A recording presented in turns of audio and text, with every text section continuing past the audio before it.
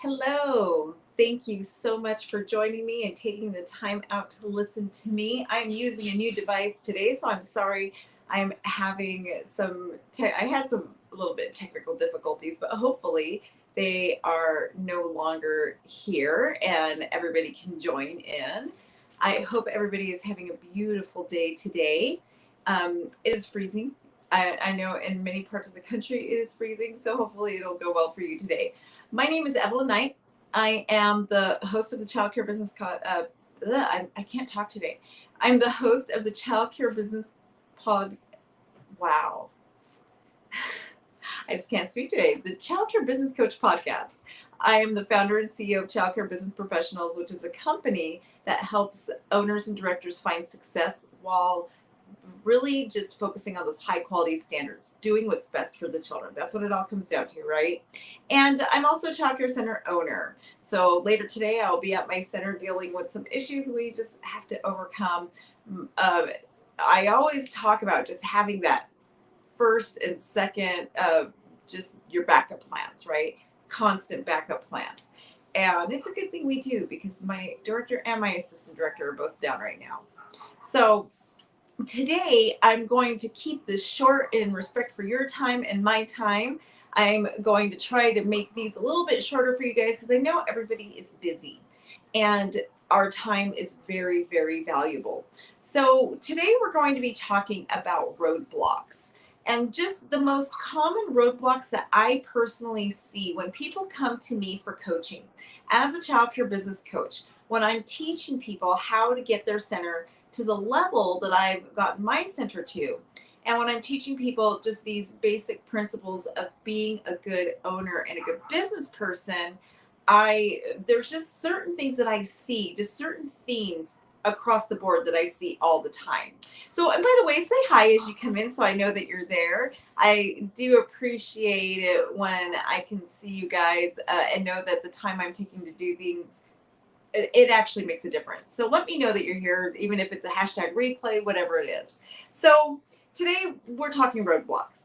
And I would have to say that the number one, biggest roadblock that I see in what I do as a business coach is not giving enough time and energy to what needs to be done, right? Good morning, Sheila.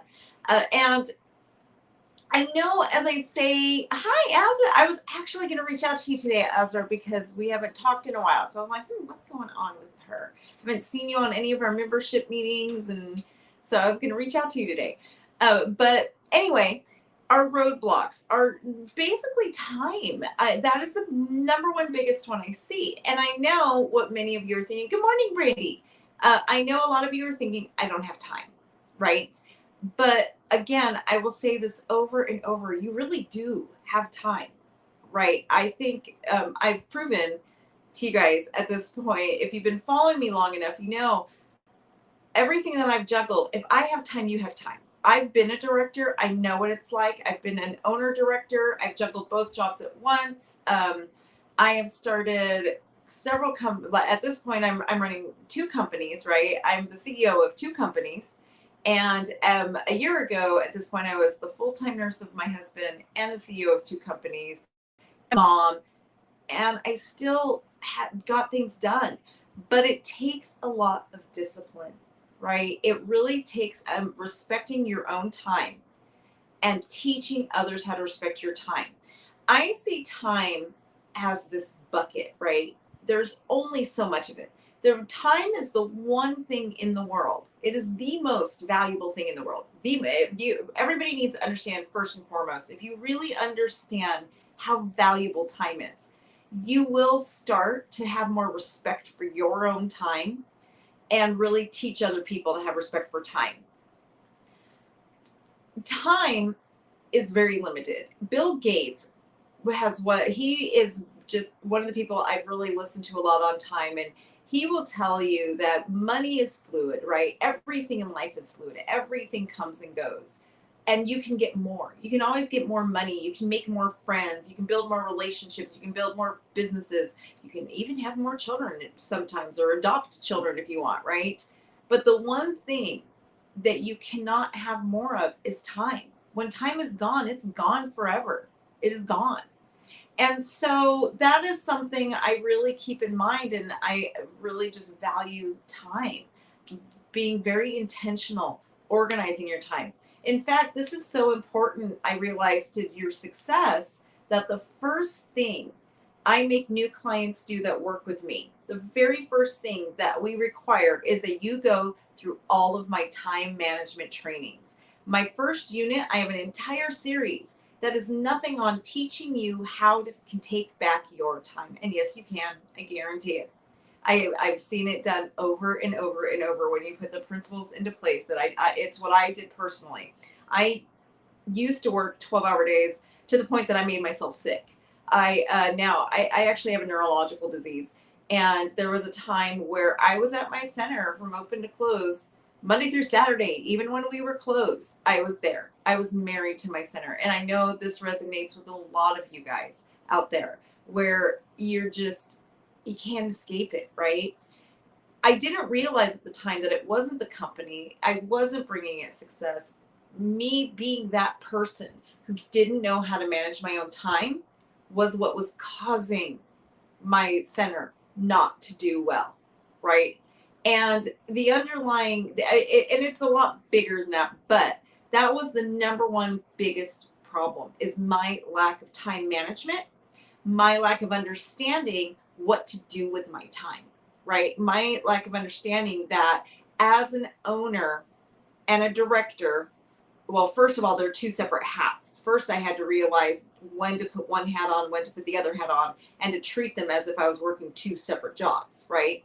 But not understanding how to prioritize my time, not understanding which jobs were most important, not understanding how to train my staff to respect my time. That was what was causing my center to really not was failing, because the things that needed to get done weren't getting done. Or if they were getting done, they weren't getting done well. They were just, I was skimming by because I was trying to flood everything in, right? I was trying to get so much done all the time in an unorganized fashion, which is what I really want you guys, because it can all get done. It can. But when you're allowing your staff to interrupt you, when your own personal children, everything is constantly interrupting you, I can guarantee you, you are not doing a good job at the things that you're getting done. So if your typical day looks something like you sit down to get your work done, let's say you're going to bill out for your subsidy, right? And let's say you basically are working, you're really into it, you're in the zone, you're focused, and then a teacher comes in, hey, so-and-so's break, I'm supposed to be on lunch, but I'm not there yet, what's going on? Right? Now they've just broken your train of thought. You get up, you go deal with that lunch problem, you do what needs to be done, you come back, you sit down, you look at your computer, and you're like, okay, where was I? What was going on? Okay, so I did this, and this. Did I do this, child? Did I enter this person's input their timesheets yet? I'm not sure. So now you've lost so much time. If you were to actually graph it, which I actually do have my clients do this exercise, where you actually document every single thing you do in the day. And I mean everything. Every hour, I want to know everything you did.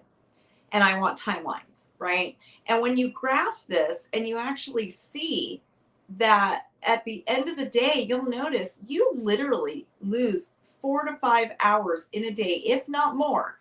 I mean, I've seen days when I used to do this where I've lost like 8 hours in a day by just allowing interruptions. Parents stopping by to say hello.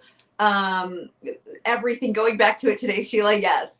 All of those things, you allow these interruptions. And then if you just look at how much time it took you to get back on track every time. That's it. Just that one thing. Like every time you've allowed yourself to be interrupted, right? You got up and you went and dealt with it. And now you have to sit down and bring yourself back. Sometimes it takes like 15 minutes to really get a good grasp on where you left off, right? And when you're at that point where it takes that longer period of time to bring yourself back, sometimes you end up losing just, you could lose 2 hours in a day just doing that. So when you really learn the art of teaching people how to respect your time, setting boundaries, that is the biggest one, is setting boundaries with yourself and with your staff. It's amazing how you get that time back and how much you actually get done. When I started this exercise, I do something that's called my fire time, where, and basically I call it fire time because if I'm in my fire time, that means that you cannot interrupt me unless the building is on fire. Literally. That is, unless there is a huge emergency like the building on fire, there is no interruptions. But I realized that tasks that used to take me, I thought were taking me 4 to 5 hours to do, I can actually get done in about an hour when people are respecting my time and when I'm respecting my own time, when I'm not taking phone calls and when I'm not letting people interrupt me, right? So that means you're not looking at text messaging coming in, you're not letting your phone calls, you put your phone on do not disturb. And I know this is hard for a lot of people, but you shut your office door and you basically make people respect your time, right? This is something I schedule every single day. And it's something as a director I scheduled. And it got to the point where Brady and I actually had a huge calendar. We just went, I think we went to just like the Dollar Tree and got some of that big poster paper and just made this ourselves. But we put Post-its in different colors so the teachers knew where we were and what we were. And this gets so much more in depth, you guys. If you take my training, you'll see where we actually block out. This is how Brandy is able to accomplish doing observations in the classrooms every week, giving feedback to teachers every week, so that each classroom is actually having monthly meetings with her, right? She has a touch point with each classroom, which means every single teacher is getting a touch point every month. Every month they're getting feedback on their performance. But you can't do that without good time management. And when you time block, the teachers can see it. They know exactly, oh, right now is the time Brady's observing in a classroom. I need to leave her alone, right? Or this is fire time. I need to leave her alone. And you tell them. So basically you have like open hours kind of. And we did this even for families. When I was in the center, it was even like the high traffic hours are like, I don't remember what it was, like 8 to 9 or 10 were like times of parents. You spoke to the parents and the teachers, but these are like, you're open, come to me with anything. I'm available from this time to this time. It's kind of funny because even now when I go to Zooin, I know if I'm there from 4 p.m. to 6 p.m., I'm going to be socializing. That's it. I kind of consider that problem solving socializing time. That's pretty much what it is, right? I'm going to move my comments so I can see your guys' comments as they come in. But it's basically just becomes that problem solving social time. That's really all it becomes. And it's actually kind of fun now, and it takes the stress off of you because during that chunk where you designated, you can actually get your work done. So then you can be present for your staff when they're leaving in the evenings and say goodbye, have the conversations that need to be made. You can talk to the parents as they're coming in, get to know them, or problem solve again, right? It takes that stress of like, oh my gosh, I got to get this work done. I got to get this work done. And that pressure you're constantly feeling. And you suddenly don't have to work weekends anymore. And you don't have to stay past closing anymore or come in before you open. It's really just creating those boundaries and learning how to respect your own time and teaching others to do the same, right? So number one reason I see a brilliant owners and directors who really have these amazing ideas, but they're not putting enough time and energy into getting things done. That is what it comes down to, is not putting enough time and energy. The second thing when it comes to that, and again, it all kind of revolves around concept of time. And I took some notes on this as I was creating this one for you guys. But your energy is so diluted among tasks because you're just taking too much on, right? You have this mindset that you have to do it all and your team isn't good enough and they don't know enough, which is not true. Is not, absolutely, positively is not true. If your team isn't living up to your standards, it is because you don't have the processes in place for them, Right. And of course, it's not always 100%. Some people don't want to learn. We had an employee once who left because she literally said to us that she doesn't want to be held to standards. Literally said that to us. And she went to a different center. And I just basically was like, I'm so thankful that you came to us. And those are the times where you're just glad somebody quits, right? Because, like, you're right, you're not a good fit. If you don't want us to hold you to standards, then this is not the place for you to work. So sometimes it's going to happen, and that's okay. But for the most part, if you did a good job recruiting your employee and you went through the interview process the way it should be, most people are moldable if you have them in the right position. So there's a lot of different components there, right? You have to hire the right people. And yes, they are out there. I know a lot of people. We're going to do a recap on my creative recruiting boot camp. And for you guys, we're going to kind of do like a 2-day quick recap on it, because I know a lot of you are thinking, oh, they're not. Like, yes, they are. We just need to teach them. We need to mold them. That's what it is. And once you really understand their strengths and their weaknesses, you put them in the right position. You just place the right people in the right position at the right time. That is the key, right? So basically, really not delegating properly, and properly is the key there, because a lot of you are going to come back to me and say, no, I do delegate, but it isn't working. Well, it isn't working because you probably don't have documented systems. So what I would ask you is, how organized is your documentation when it comes to delegating? Have you created the pathway that actually empowers the people that you're trying to delegate to? Are you sitting them down and just talking at them and telling them what you want? Or do you come to them with a written agenda, right? And tasks that are on hand that you can hand over to them, literally like a checklist, that they can check off, right? Last week in my membership training, we showed my members how Brandy and I do our annual calendars. And I think a lot of people were surprised. And I actually got some emails and messages from some of you, some of my members. They were just amazed at how detailed our annual calendar is. Every year, at the end of December, we basically come up with our annual calendar for the next year. And then in January, we really hone it in and implement it, right?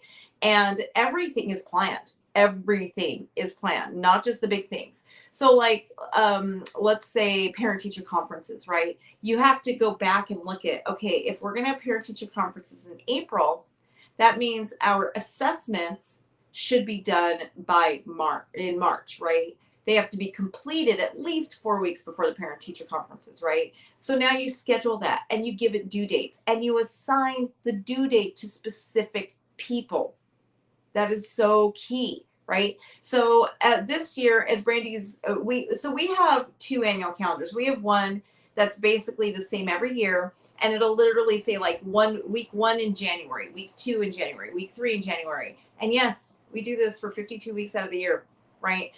But then we take that annual calendar and we transcribe it, like in 2022, to the actual 2022 dates, right? So we have all these tasks and we have the different job descriptions. So now Brandy, as my center director, she's going to take all of these tasks, our 52-week calendar, and she's going to create calendars that are going to be for each team member based on what their responsibility is, right? And each one of them now gets their annual calendar with their due dates on it. And now they have to put that in their planners. And now they have accountability. They know exactly what date do portfolios need to be audited, right? What date do you turn in your shopping list for your Mother's Day gift? We go that into detail, okay? What date do you pick your Christmas play songs? Little things like that. Does it sound like a lot of work to get those calendars done? Yeah, it's going to take Brandy. It's really well organized at this point, so it probably takes her about an hour, hour and a half to create and delegate who's who on the calendars. But having this done is the reason our center is so high quality. It's also going to save her hours hours of work in the future, right? All of these things that she's delegated that she doesn't have to worry about because somebody is accountable. They know exactly what they're accountable for. They have their due dates. And by the way, so for like portfolios, we also have a chart that organizes this is exactly what has to be on in a portfolio. This is the timeline for the portfolios. This is what they need to look like, right? So yes, one of our supervisors is in charge of checking portfolios, but she has a guideline and knows exactly what has to be in those portfolios. So we don't just tell her, okay, go do portfolios and expect her just to know, right? We don't expect her to read our mind. Everything has a guideline, right? So that is another big one that you guys, yes, it takes time to create those, but even if it takes you 20 or 40 hours to create them, all these procedures, all these documents, right? All the checklists that we have, it's going to save you 200 to 300 hours in the future. We've been doing this for years now, years. If you look at, gosh, it's been like 5 years since we started this. It saves us so much time. Yes, taking that initial 20 to 30 or 40 hours to get this into place is a lot. But if in the future it saves you 40 to or 400 to 500 hours, and yes, I know that sounds like a lot, but it does. Years later, right? Yes, Brandy's working an hour and a half in the beginning, or maybe it stretches 2 hours to get this annual calendar created. But that annual calendar, if you think of the hours, that's going to save her just this year alone, probably 50, but I would easily say just probably well over 50 hours in just this year, right? It's so worth it. So worth getting your time back.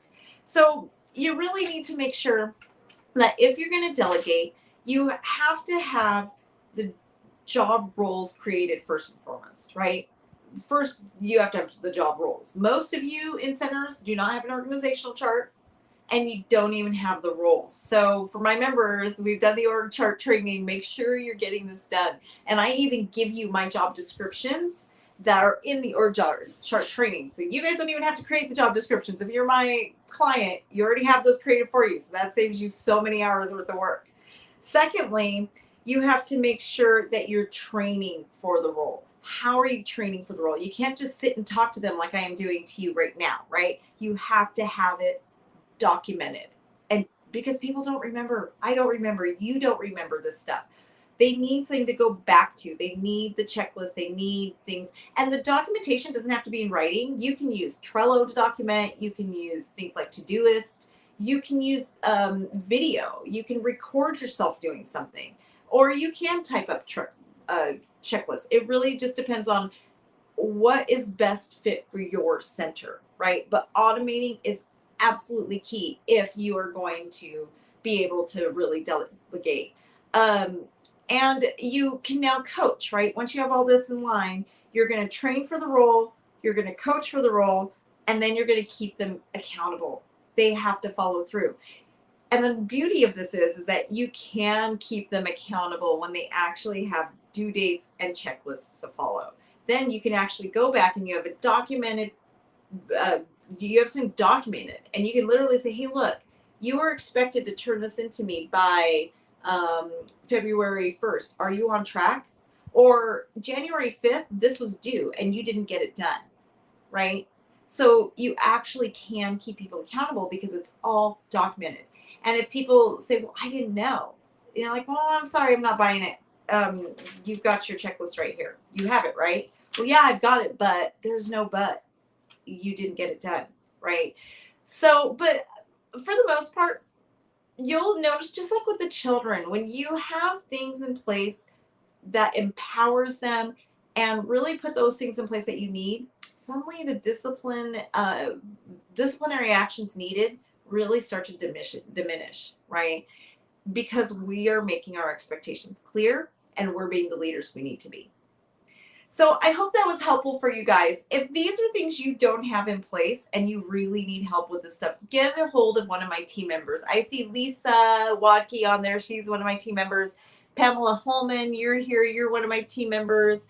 um, let them know that you need help with this stuff, and we'd be happy to talk to you about it, my membership program, because everything I discussed today in order to get your life back and get your center back, and these are the things I put into place that was a game changer. I literally went from a negative, oh my gosh, it was awful. I think my center at the time, it was in like the negative 60,000 to turning a six-figure profit, right? In just taking control like this, really understanding the value of time and my job that I do, right? So that's something we actually train and we help through my membership. We get these things done for you. Everything is already there. I have tons of pre-recorded sessions on this type of a thing. And I also do live trainings every single week. And I also have office hours. So if you guys want to work with me one-on-one, every Tuesday at 9 a.m. Pacific time, same time as I do these Mindset Mondays, I'm on Zoom for my members. They can jump on, ask me questions, we problem solve, we work things out every Tuesday at 9 a.m. I'm available for my members just to work on their issues. So let us know if that's something that is interesting to you, if you would like more information. I hope everybody has a wonderful day.